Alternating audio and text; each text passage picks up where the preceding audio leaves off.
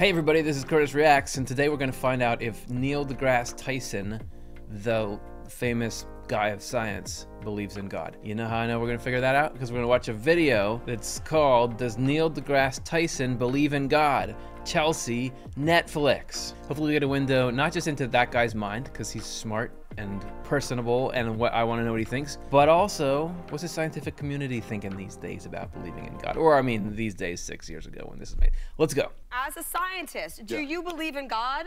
As a scientist, do you believe in God?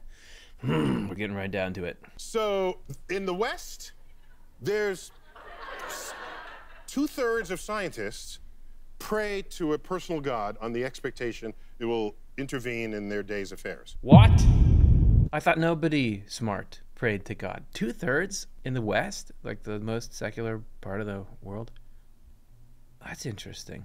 2/3 are praying to a personal God. Okay. Well, then God's like, I don't know, man. He's more popular than I thought. Pray to a personal God on the expectation that it will intervene in their day's affairs. That's another way of saying I think you can influence reality. It matters. You matter. Okay. All right. So is he going to answer the question, or is he going to kind of dance around it? He can do whatever he wants, but obviously I want to know what he thinks. But I can tell you this.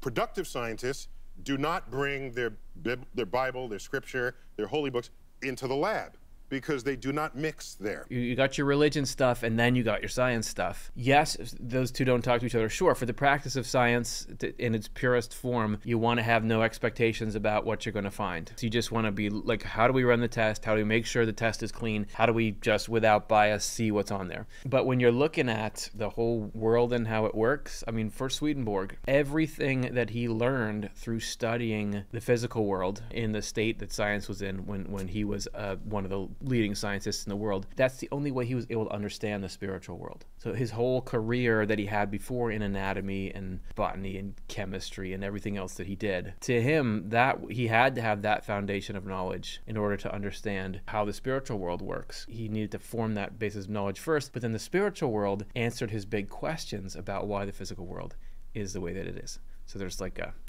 marriage there. Yeah, what would that even look like to bring the Bible into the lab?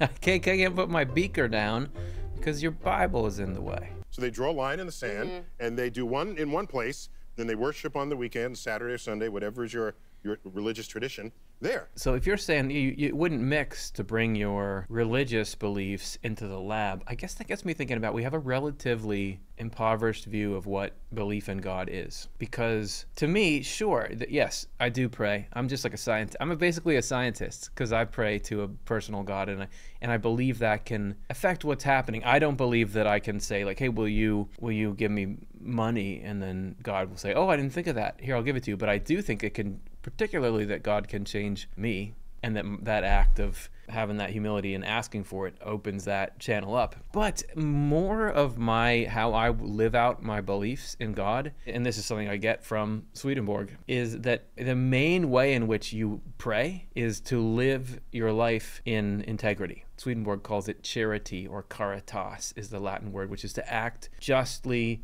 faithfully, sincerely, honestly, fairly in all things that you do, and in particular in your work, because that's where you're useful. That's where you're contributing to the human race. That's where you actually experience heaven, is in doing your work well, because you know it's the right thing to do. It will benefit human beings, which will, eventually let God lead them to heaven. They're like having a good foundation of life. So to me, if I was a scientist, I wouldn't be saying like, here, like put a little fragment of the Bible under my microscope and say, look, I just found this in a rock, so it proves God is real, or whatever that would be. But I would bring my religion in there. If a religion has no commentary on how you conduct yourself, like ethically in the lab or something, then I think that's a mistake that is even made within religion. It's like, oh yeah, it's confusing piety with the actual substance of belief in God. So piety is you go to church, you read the Bible. The actual life that prescribes is how you do many things, especially your job. But I think she's about to be like, hey man, don't dodge the question. Do you believe in God? Every description of God that I've heard holds God to be all-powerful, very typical, and all good. And then I look around and I see a tsunami that killed 250,000 people in Indonesia, an earthquake that killed 250,000 people in Haiti, and I see earthquakes and tornadoes and disease, childhood leukemia, and I see all of this and I say, I do not see evidence of both of those being true simultaneously. Problem of evil. And it's totally brutal. I get what you're saying. And I would never, like, if you go somewhere where a tsunami just came through, and I'd be like, don't worry, it's like God. It's all God. So I get that. And I definitely felt at times myself, and still feel like, okay, I did not like this thing. I do not like life. There's too many dangerous things in it. There's too much that hurts in it. So he's saying, if God is really good, all good and all powerful, what's going on here? If there is a God, the God is either not all powerful or not all good. Can't be both. Good answer.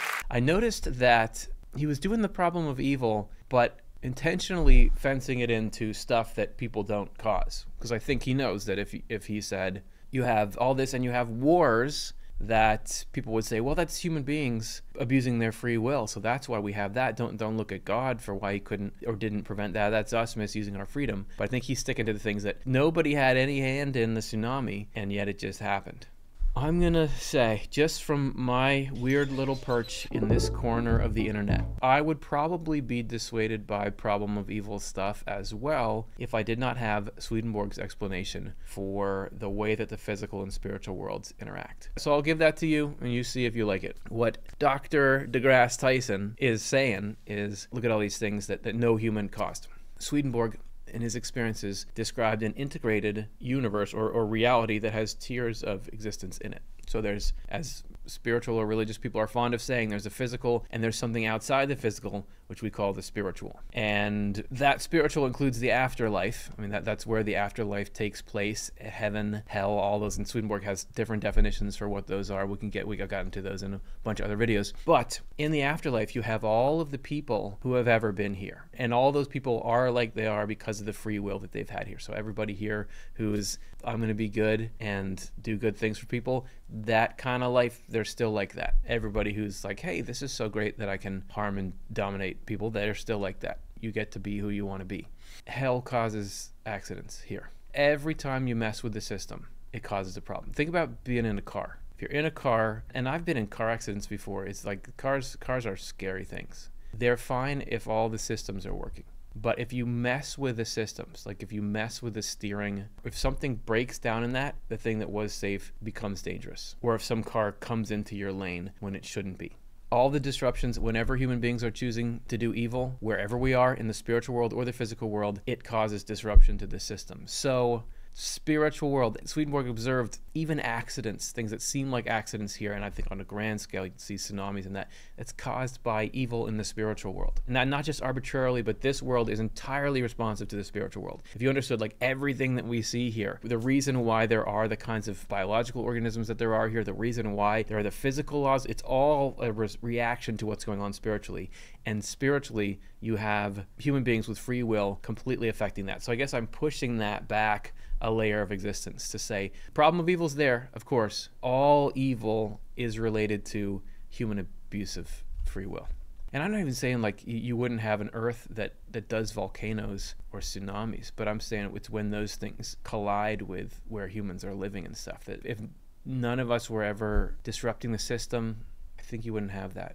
I think that the divine intent or plan was that everybody would live a full life and transition gently out of this world to the next world. Which, of course, now brings me to, I haven't addressed his second point, which is, well, either way then, why doesn't God just stop that stuff? Because isn't he all-powerful? I guess I would say, for my hottest of hot take, it seems to be the way Swedenborg describes it is not all-powerful.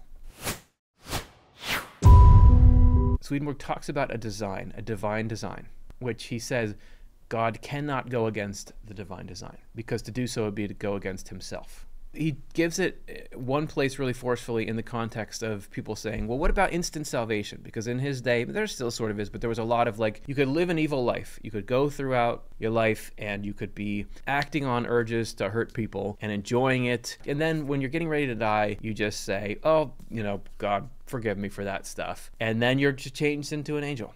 Swedenborg says, just think about that. Go look at, for example, he gives the example of it, like try turning an owl into a dove. If you ask like a biologist, how easy would it be to just like turn an owl into a dove? It'd be like, are you kidding me? You can't do that. You'd have to, all the cells and like all the structure that's there, there's absolutely no way you could go from one to the other. And Swedenborg uses that as an example to say, look, the only way that God can change our hearts is if gradually and by us choosing that in freedom. So there are laws, what he calls laws of divine providence, that I guess you could say he cannot go against. Swedenborg says he will not go against. So in some ways, a limited God. That's my hot take. Now, you could say that means that God is not that good, because the world that he has chosen to stick to allows for suffering. But you would have to know that the alternative world that you propose is better than this one. It's interesting that Neil, I don't feel comfortable calling him Neil, Dr. Tyson, would say, look, this tsunami killed all these people, so therefore God's not good. Now, I've known people who have died